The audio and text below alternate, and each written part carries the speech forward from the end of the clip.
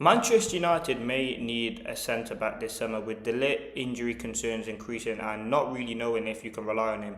With Martinez having the similar problems as well, the inconsistency from those two players. In this video, I'll look at three potential centre backs Manchester United could bring in. We'll have a conversation and in the end conclude on who I think should be the best centre back for Manchester United to bring in. Now, immediately, I do think we need one. As I mentioned in the intro, you can't rely on De Ligt. He's injured too much. Especially this season. Martinez is frequently in and out of the team. Heaven and Euro, again, I think in the next few years they'll be two important players for Manchester United, but as of now, I don't think they can be starting together, and Maguire is someone who's going to be sticking around. But to replace Martinez and De Ligt, I do definitely think we need some centre-backs. Now, the first player that I'm going to talk to you about, they're all Premier League experience, by the way. The first one I'm going to talk about is Murillo. He's someone I mentioned on the channel a lot, someone that I do like a lot. If we are going to bring in a centre back, my first choice would be Murillo. Now let's talk about him. He's 23, obviously plays for Nottingham Forest. They're looking increasingly likely to go down at the moment, and Murillo could be someone who's potentially on the market. Now, he has been linked to Manchester United before. Obviously, price demands have been quite high, with the region of 50 to 60 million being mentioned. Now, if you're looking at the qualities about Murillo, he's very, very good on the ball.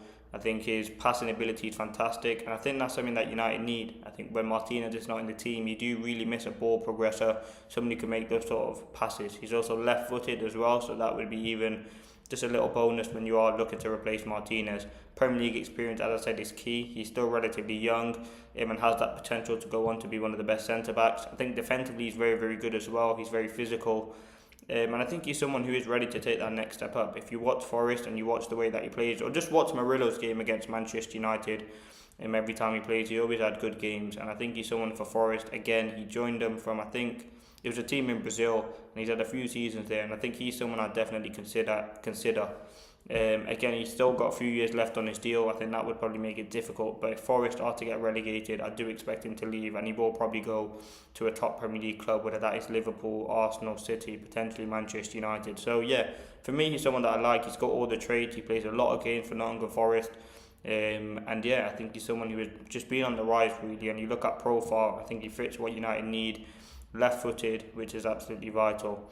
Now, the second player I want to look at is Nathan Collins. Now, he plays for Brentford. He's 24 years of age. Got a few years left on his deal. Plays a lot of games for them. He's played in a back three, a back four.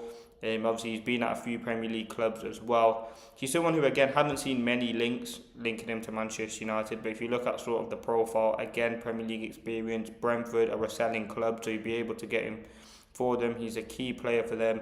And again, he's someone who I look to kind of not replace De Ligt as such, but someone who can come in, be a decent option. And again, he's still relatively young. He's played a lot of games for someone that's kind of still only 24. And I think Manchester United, looking at a centre-back, he's someone that you do really like a lot. The profile's definitely there. He could be a bit shaky on the ball sometimes, but definitely aerially and physically is something that's very, very good. He might have to improve on that, but I think, again, he's someone who would be ready to take that next step up to join Manchester United. Price, again, I think it'd be somewhere to 30 to 40 million pounds, but again, it's very difficult negotiating with Brentford to get a deal done. But yeah, I've watched Collins a few times. I think he's someone who's very, very good, and yeah, I mean, all the centre-backs in the Premier League are pretty decent, to be fair. Now, the last option is Jared Brantwaite. Now, he is someone that has been linked to Manchester United many times before. He's still relatively young, had quite a few injury problems this season with Everton. He is 23 years of age. And again, I really do like him. He's someone who, again, was linked before we did get De Ligt and Mazraoui in that window. He does only have 2 years left on his deal. Again, he can play centre-back and left-back. And I think he's someone who has definitely had interest in United before. Obviously, dealing with Everton is going to be very, very difficult. They're probably going to want £80 million for him. But again, he has had quite a few injury problems. He hasn't played many games for Everton this season. It's been mostly Tarkowski and Keane have been playing for them. He's only played 8 matches this season, and 5 of those which he started. So, yeah, he's someone who is slowly, in the last few weeks, has been playing consistent 90 minutes for Everton. But again, he's still not nailed on in the team. Listen, I think there's no doubt in his ability, but do Manchester United want to go out and get another centre-back that does have potential injury concerns? I think that's the reason why we're looking to kind of replace Martinez and De Ligt, particularly. He's had reoccurring injuries in his groin, hamstring and ankle. So, yeah, it is something that is concerning.